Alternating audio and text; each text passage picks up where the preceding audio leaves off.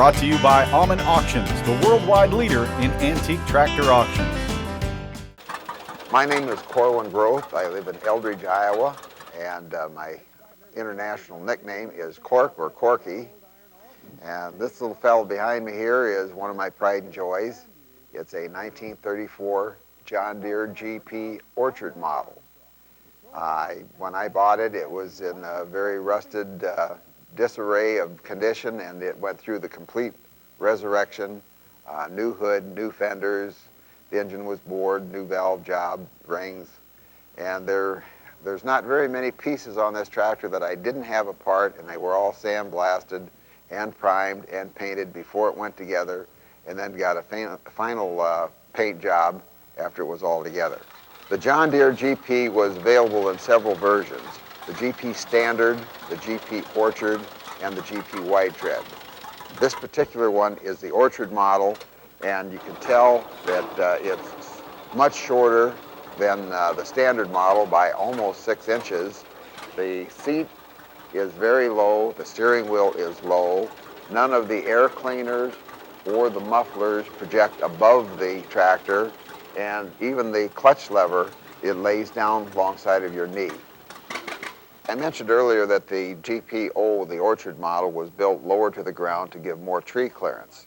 And the mechanism that they used to accomplish lowering the front end, if you notice here, the front wheel spindle comes out just about in the middle of the axle. Now, if we look over here, this is the Standard. This front axle shape is basically the same thing, and notice the axle spindle comes out way below the axle, so the front end has dropped approximately this much just by the change of the front spindle in the axle.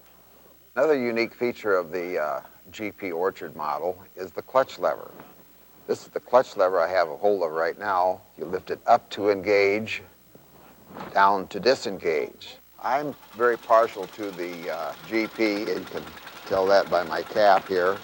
I own several of them. I own one of every year that the Standard was made. I own 4 Orchard tractors.